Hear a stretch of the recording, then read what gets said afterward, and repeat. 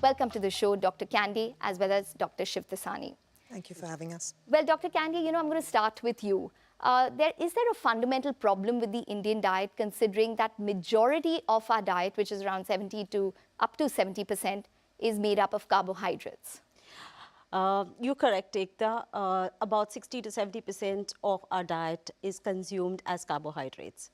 However, I'm here to tell you that as per the National Institute of Nutrition, the ICMR, last year released a guidelines 2023, which says that you can get better with your protein consumption if you do your combinations right. So if you combine your combinations of proteins as well as cereals, that is pulses, you will get it right. So it's something very simple. If I give you an example like rice, which is lacking in protein, especially amino acids called lysine, and the pulses, which are lacking in methionine and cysteine. So if you mix both of them together and you make a khichdi, you will automatically get the good quality protein, and although it's a vegetarian plant-based diet, you are still able to achieve. So it's all about how you are eating and what you're eating. So a combination of an idli sambar or even a paratha with curds makes that life easier.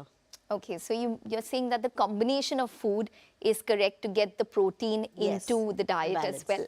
But Dr. Vishakha, what are the key problems that you're seeing in your practice when it comes to nutrition? I see lots and lots of metabolic diseases that come to me. So whether it is obesity, whether it is polycystic ovaries, whether it is dyslipidemias, fatty liver, type 2 diabetes, all of them. So I've been seeing this for a long time, but the sad thing is now we're seeing it in much younger age groups. So we're seeing kids who come with it. And that really tells you what the future is going to be.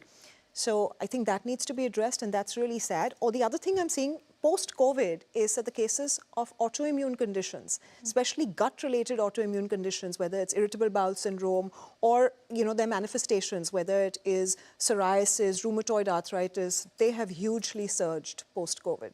Well, I'm just going to come to kids now, because there is a contrary which is taking place in India. One is that kids are malnourished, and secondly, kids are becoming more obese in the country. First, let's start with malnourishment. How would you define malnourishment in a child? And can kids who can afford healthy food still be malnourished? Yes, of course. That's absolutely a very valid question. As on today, we do get kids on both the sides of the gamut, and we say kids who are undernourished, that's because they do not get enough of the good quality nutrients. When we talk about good quality nutrients, we're talking about good quality proteins, good quality carbs, and the fats. Whilst when we talk about obesity and malnourishment of children who can afford to eat, what they lack in their diet is in nutrients such as fiber, good quality carbohydrates, proteins, as well as good quality fats. What they excessively have is excessive amount of processed food, which is high in sugars and fats, and the eating pattern. So the lifestyle, the sleep, and the digitization takes a lot of their time. So a little concentration on physical activity as well as the right food choices that has to be made. It's difficult for people who have working parents, who don't have time to cook food, and they have to rely on outside food for their preparations. But I think with a little bit of menu planning and a foresight into what the family is eating makes a lot of difference to families who are able to now choose the right food for their children, especially in the tiffin boxes. Okay. What is the connection between processed food and obesity in kids today? So usually if you look at any processed food, it is generally high in saturated fats, high in trans fats, and high in sugars. And most of the foods that are processed, which is available outside, are a combination of the fat and the sugar. And these processed foods lack fiber.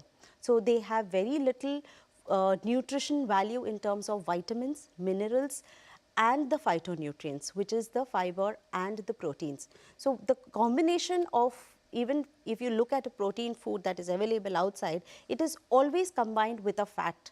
So it's always converted into a fat processed food. So the entire aspect of this is actually how the food is processed when it is So cooked. would you say that, would you say it's a complete no when it comes to anything out of a packet for kids?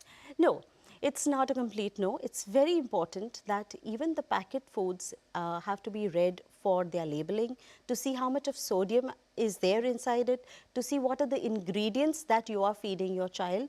So all packets food may be convenience foods. So it's not that we are saying do not have convenience foods. It's just that what you are choosing should be in the right perspective.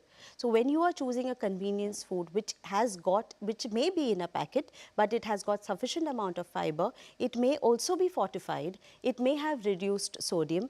So those kind of foods can be chosen for a child. But all I'm trying to say is that whenever you are offering food for the child, remember that there is certain kind of training that you are also giving to your child and imparting your child at that moment. So if you are trying to do food from the packet, you have to be able to distinguish between two foods. Okay. Well, Dr. Vishakha, what about diets and NCDs, non-communicable diseases, say such as obesity as well as blood pressure, hypertension, diabetes?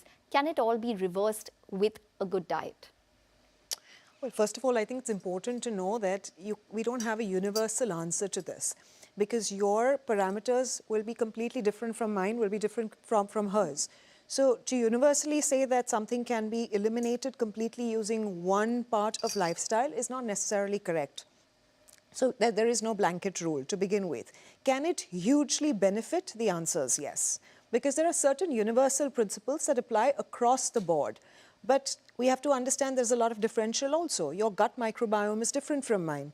Your genetic pool is different from mine. Your likes and preferences are different from mine. So we have to take all of that into account. Only then can your gut microbiome is definitely different from mine. And so we have to take all those into account before we can answer that question to say whether they can be eliminated or not. But like I said, there is a huge difference that can be made with lifestyle, especially with diet. What is the ideal diet for diabetics? First thing I would say, to go back to that, would be cut off processed food. And if you're a diabetic, I wouldn't say limit, I would say cut off processed food. Nothing that comes out of a tin, can, bottled, is processed, should be used. Place only in the trash can. Liquid sugars. So there is this myth that, you know, you can have liquid sugars, whether it is honey, maple syrup, agave. No, our grandparents had it, our ancestors had it, and it's okay. The fact is, if you're diabetic, you already have a problem, and you cannot then use these sugars, whether they're natural or not. The same thing goes for fruit juice. I have, you know, so many people who come and tell me, but it's natural, we've just squeezed the orange juice. No, but it's pure fructose. Glucose is metabolized by every single cell in your body. Fructose is metabolized essentially by your liver. So when you are drinking liquid sugar, you're going to cause that spike in blood sugar and spike in insulin, and there's no question then that you're going to worsen your condition. So if you're a diabetic, you don't have an option but to give up liquid sugars. The second thing I would say is, of course, like you began by saying, we are a country which is very low in protein. So you need to make sure you're having adequate protein, especially if you're a diabetic, and good bioavailable protein. So whether you're veg or non-veg, it's frankly quite easy to make sure you get enough protein. So that has to be calculated and given correctly. And don't fear your fats. In this country, everybody says, oh my God, you're eating butter, you're eating ghee, that's bad for you. No. Eliminate the pro-inflammatory fats, the omega-6 and 9 fat. Those will kill you. Those are the ones you need to be fearful from. These oils have to be eliminated. Use good fat. Use ghee. Use olive oil. You don't need to use avocado oil, which is prohibitively expensive. You can use mustard oil as one of the only seed oils that actually is good for you. So you can use that. But whether you're a diabetic or not, why is fat so important, especially if you're a diabetic? We have 3 food groups: carbohydrate, protein, fat. We've spoken about the carbs and said what we need to eliminate. Within the carbs, you must have the fibrous ones. So vegetables and fruits are great for you. Even if you're a diabetic, make sure you're having a low glycemic ones, the ones that are not full of sugar. So that you should have. Proteins, you must have, because you need your muscle mass, you need it for immunity, and will help every diabetic. Fat is hugely important, especially for a diabetic. of all these three macros, nothing balances blood sugar as much as fats do. So if you're going to go on a low-fat diet, like people say, but we have low-fat yogurt and we have, low-fat milk, I tell everybody, please stop, have full-fat everything. Just make sure the fat is a good quality fat. Your brain functions on fat, so your cognition will decline. And nothing satiates you more than fats do. So if you're a diabetic, and if I'm going to tell a diabetic, no, you can't eat certain carbs, what are you going to eat? So you eat protein and you eat your good fat. Okay. And not only will your blood sugar stabilize, you'll feel good, and the parameters change so fast. We see this at the clinic all the time. Okay, all right. So fats are good for you. That's the word coming in, even for diabetics. We're going to take a short break, but we have a lot more questions lined up. Stay tuned.